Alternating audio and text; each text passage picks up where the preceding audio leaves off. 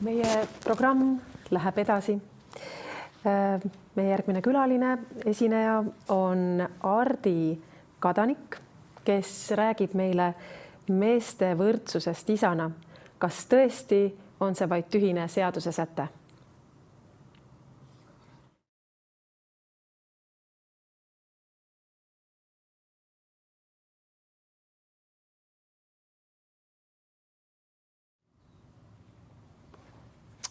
Tere päevast kõigile, head konverentsi kuulajad ja siirad tänud, et meid on kaasatud sellisesse teadvustamise päeva.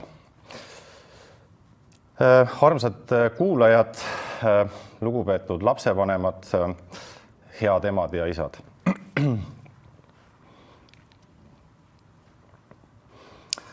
Mina olen Ardi Kadanik, ühenduse Isade Eest üks juhatuse liikmetest.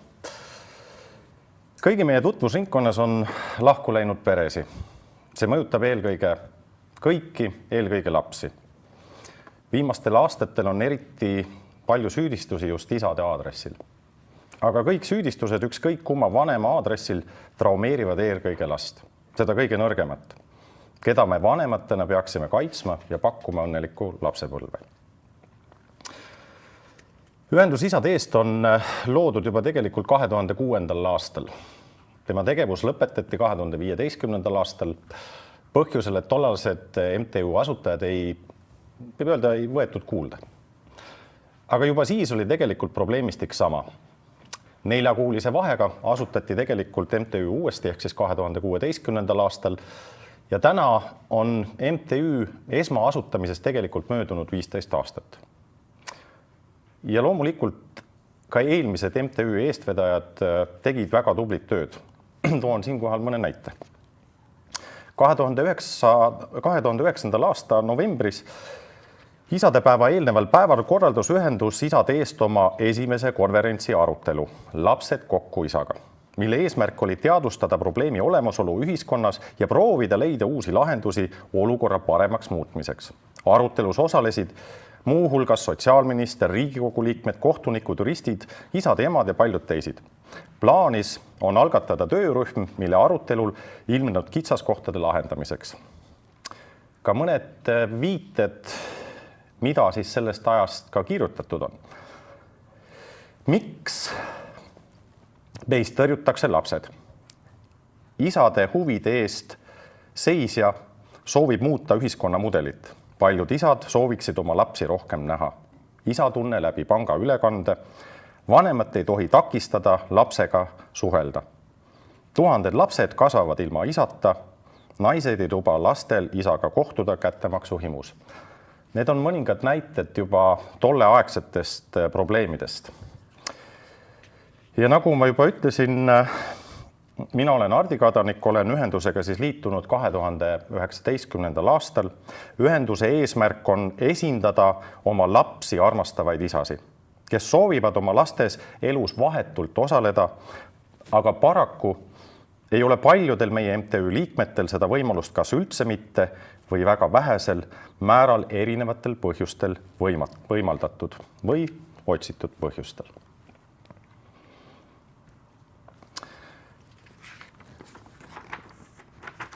Isadel ja emadel on laste kasvatamisel erinev roll. Vähem tähtsalt pole ka hüved, mis tulenevad võimalikult ühtlasest panustamisest. Seda on tegelikult ju täna öelnud ka mitmed meie konverentsil osalejad. Isa, kes veedab lapsega rohkem aega koos, tekib ka tugevam kiindumussuhe ja seeläbi suurem motivatsioon edaspidi panustada. Lastel, kelle kasvatamisel on isal olnud oluline roll, saavad elus paremini hakkama. Suurem seotus oma lastega mõjutab omakorda positiivselt ka isade tervist ja elu. Isade suurem osalus võimaldab omakorda emadel tegeleda töö, hobide või eneseteostusega või see annab aega emadel ka enda tassi täita.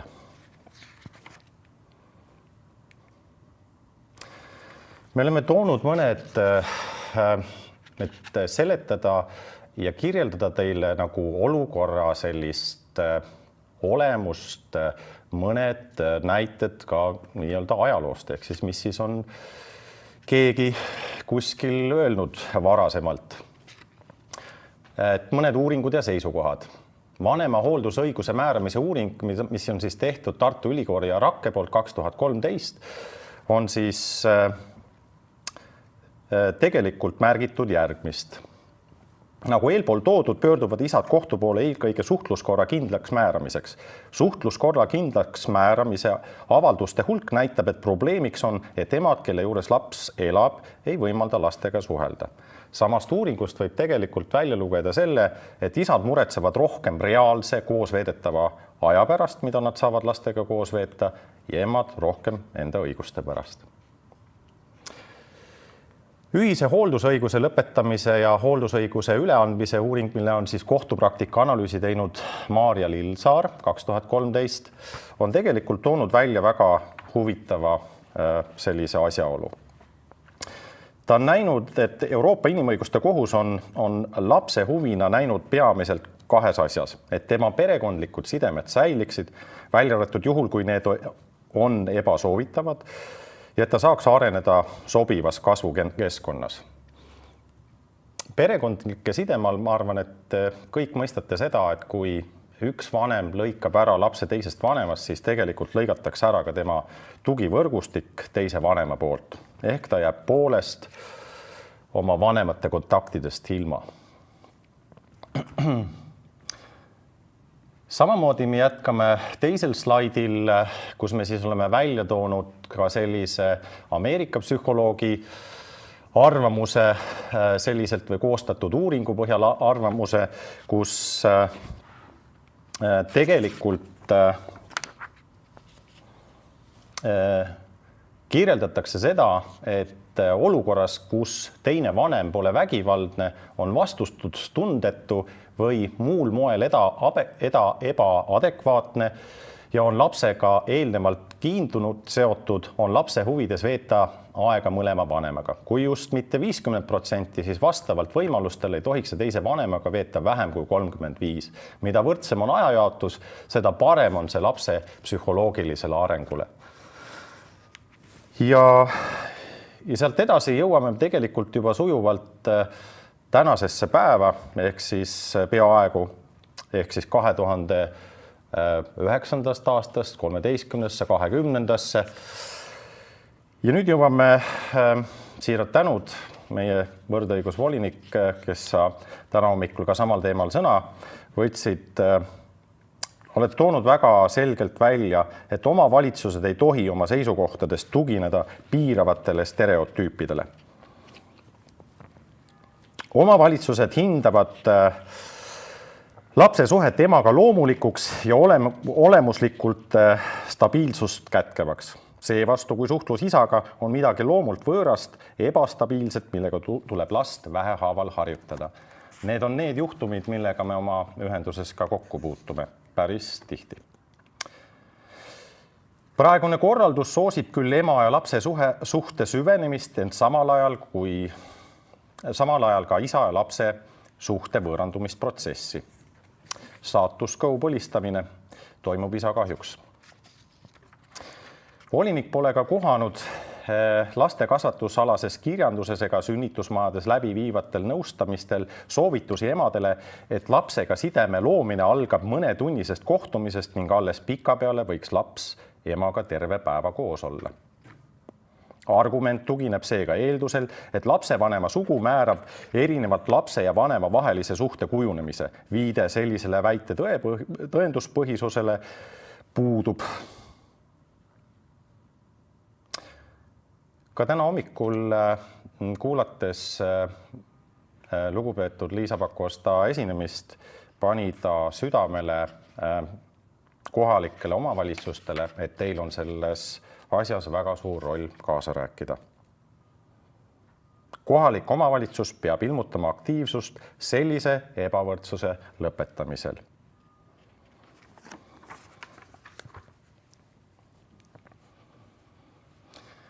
Me oleme toonud ka välja paar arvamust lugupeetud Katrin Saali-Saul on välja tulnud mitme tähelepanekuga. Värsked pereteraapia suunad soovitavad lapsel pärast lahkuminekut jääda elama selle vanema juurde, kes teist vanemat rohkem austab. Üks viga on näiteks see, et ema või isa hakkab teist vanemat lapse elust välja lõikama, eirama või maha tegema. Isegi kui teine vanem oli paari suhteks kõlbmatu, siis vanema rolli see automaatselt ei laiene. Ma usun, et te olete sellega kõik nõus. Üks väga tuntud ja lugupeetud kliiniline psühholoog on öelnud, keda see huvitab hiljem, kes täpselt, me saame seda öelda, aga need on väga julged sõnad. Tundub, et need, kes otsustavad, pole lapse psüühikast midagi kuulnud. Lapsel on esindaja, advokaat, kes kuulab ära mõlemad vanemad, heal juhul läheb ta korra last mängimas, siis vaatab ta paberid üle ja sisulist kontakti pole lapsega olnudki. Me oleme teile välja toonud ka omapoolse sellise hetke olukorra ja statistika. Täna lahutatakse Eestis circa 50% abieludest, mis on tegelikult väga kurb näitaja. See ei peaks ju tegelikult niimoodi olema. Ikka on tore, kui me leiame endale kaaslased, kellega võiks käia seda teed koos laste kasvatamisega elu lõpuni. Lahutuse järgselt peavad vanemad jätma oma isiklikud tunded tahaplaanile ja tegema kõik, et kasvatada ühiseid lapsi turvaliselt. Vanemate tähelepanu lastele väheneb ja laste vaimse tervise probleemide hulk on tegelikult olnud Eestis aastast aastasse kasvu. Mõnel aastal on see olnud paar protsenti isegi. Laste enesetappude arv on Eestis üks suurimaid Euroopas. Ma usun, et te olete sellega nõus, et ka üks on liiga palju. Ja seda on öelnud keegi minust ka palju targemaid. Ei ole see kuidagi õigustatud. Ja meile täna on natukene juba ka teada sellist informatsiooni, et selliseid uuringuid tegelikult Eestis ei ole tehtud ega koguta, aga seal on ka roll ühe vanema puudumisel. Üksikemade arv on Euroopa suurimatest. Tänast olukorda vaadates siis ma ei usu, et need üksikemad on õnnelikud ja ma ei usu ka, et need isad on õnnelikud, kes oma lastest on eemal. Lähisuhtes palju vägivalda, nii vaimset kui füüsilist, mis kestab sageli pärast lahkuminekut. Ma usun ka, et selles aspektis tegelikult me ei tahaks olla säravad. See ei ole mingisugune asi, millega uhkustada kuskil esirinnas olla, kuskil edetabelites. Oleks mõistlik, kui seda ei oleks üldse. Ma arvan, et nii naiivsed me olla ei saa. Elatisraha võlgnikud on enamuses isad,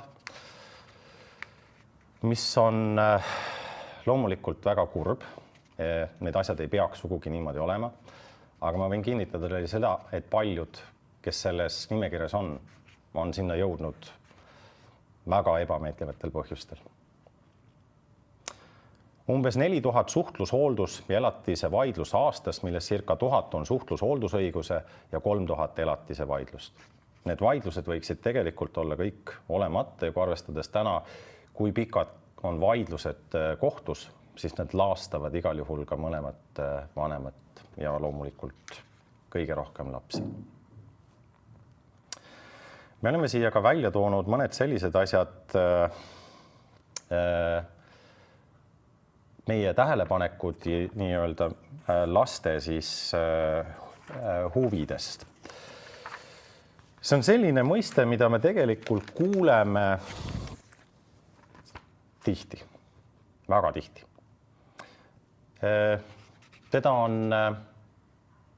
Teda kirjeldatakse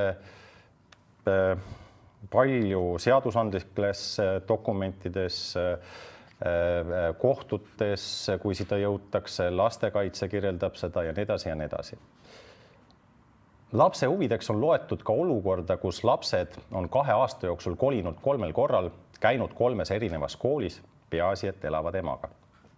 Mis need siis täpsemalt on, kes neid määratleb ja kas need võivad perekonniti varieeruda või on tegu ainult osaliselt sisustatud mõistega.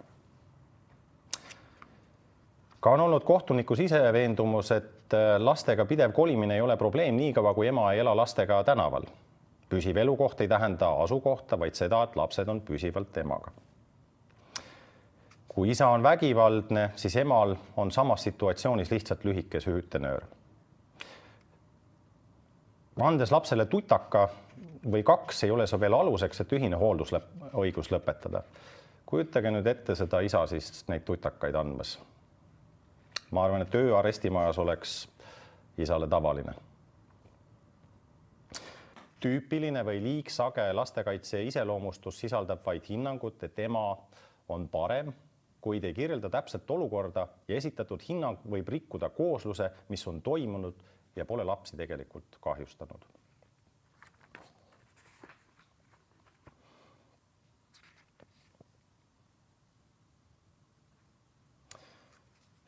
Selle punkti juures ma tahaks natukene rohkem peatuda ka sellel põhjusel, et väga tihti omavalitsuse poolt esitatud hinnang sisaldab juba tegelikult lõpplahendit. Ja kui see jõuab sinna kohtu laua taha või kohtusse, siis tegelikult see lihtsalt kinnitatakse. Ja ma arvan, et või vähemalt ühendusele Isade Eest on jäänud mulje, et kas ikka tehakse seda tööd selliselt, et veendutakse mõlema vanema nii-öelda võrdsetes võimalustes ja panustes, kas käiakse kodudes, kas me teame seda, et täna neid ei videosalvesta selliseid asju, ometi me oleme 21. sajandil, seda võiks juba tõenäoliselt isegi teha, et kohtunikel oleks ka reaalne ja selge ülevaade, ometi on kohtud ju tegelikult ja omavalitsuskohtu partnerid. Isad seisavad kohtutes enamasti selle eest, et olla koos oma lastega 0–50% ajast, samas kui emad võitlevad aja eest 50–100%. Ehk isade stardipositsioon võib öelda, on poole võrra väiksem. Ja kui nendest laste huvidest veel rääkida, siis peaks küsima ka küsimuse, et kui isad ei ole oma lapsi näinud aastaid, rääkimata sellest suhtlemisest, siis võin teile isiklikust kogemusest öelda, et meil on 2 juhatuse liiget. Üks isa ei ole näinud 6 aastat oma lapsi, teine ei ole näinud 2 aastat oma lapsi.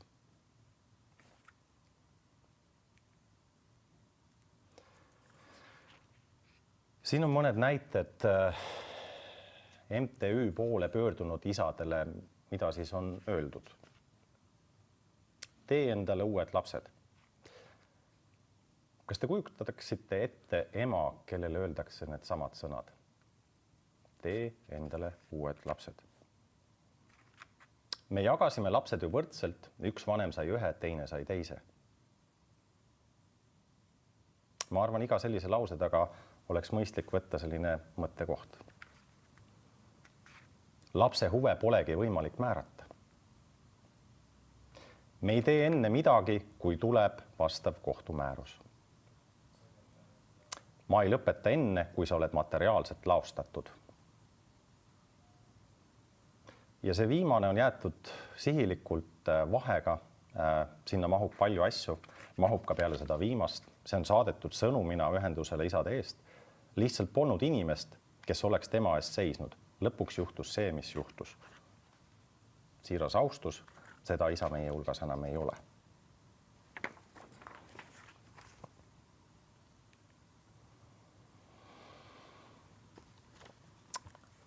Lõpetuseks.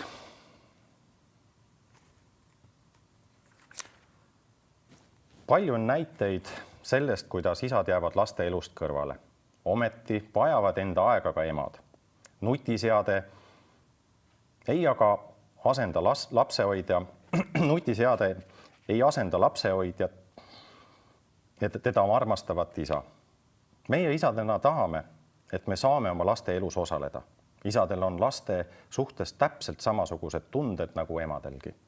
Me tunneme kurbust, hirmu ning valutame südant, kuidas meie lastel tegelikult läheb. Kas nad saavad hakkama? Mis neist saab homme? Ja kas neil läheb elus hästi?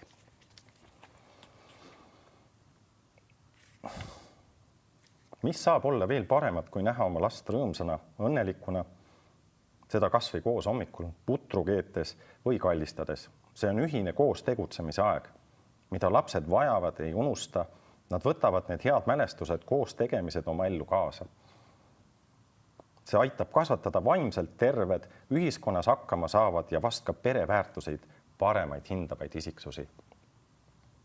Ja kui rääkida isade rolli tähtsusest laste kasvatuslikes küsimustes vaid üks kord aastas, novembrikuus, mil on nii meeste kui isade päev, siis on see meie ühiskonnas tõsine probleem. Siirad tänud teile.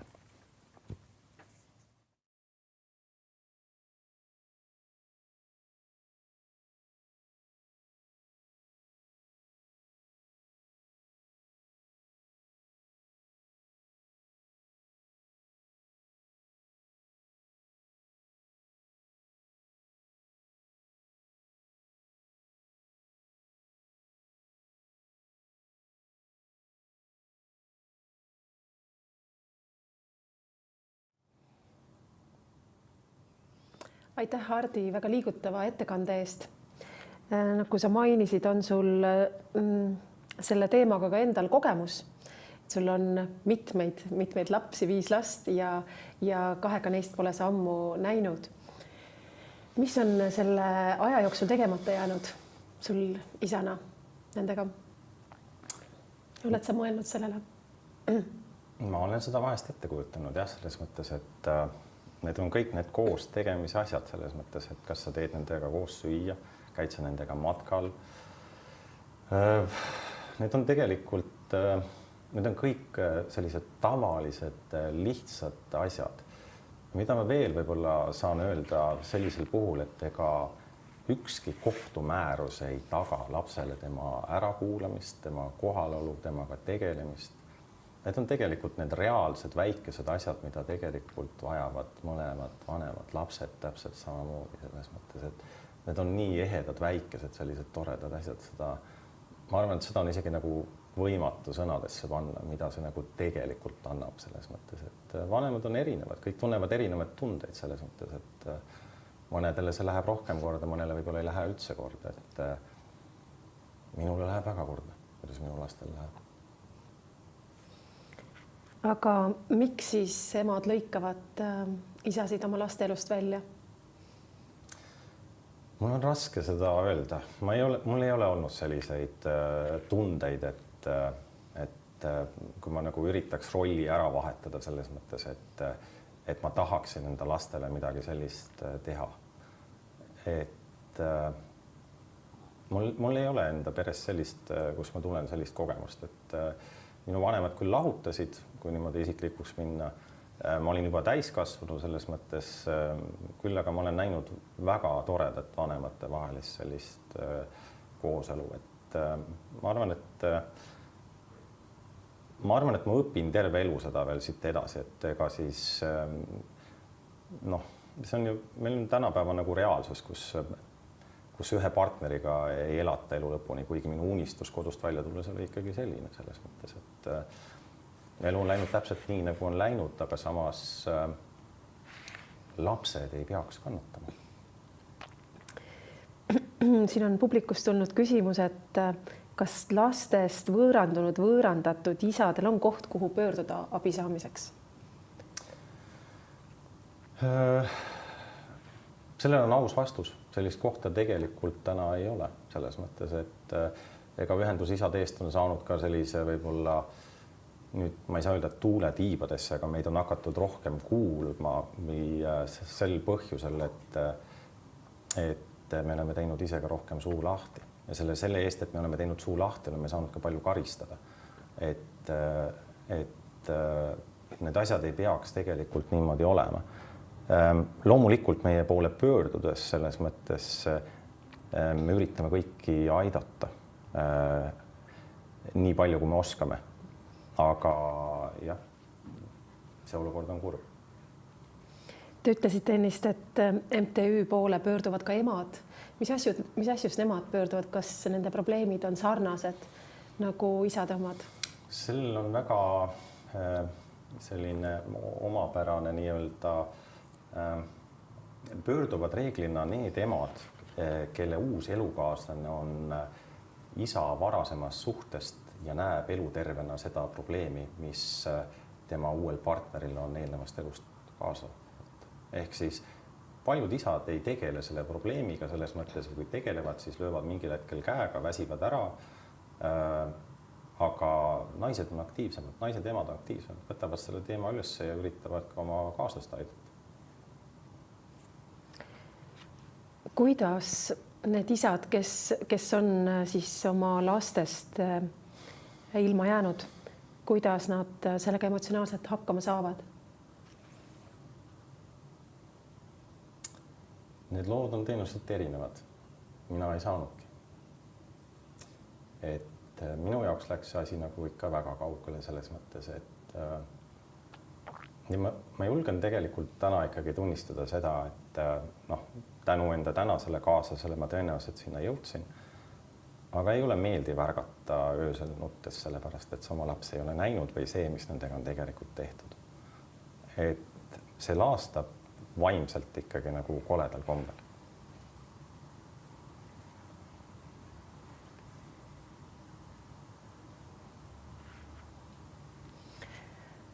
Aga mis siis muud, et me soovime teile kõike head ja loodame, et teie pere ja suurem kärgpere leiab head lahendused. Siirad tänud. Peame olema alati positiivsed. Väga tore. Aitäh teile. Siin on midagi ka. Aitäh. Siirad tänud. Imeline. Suur aitäh.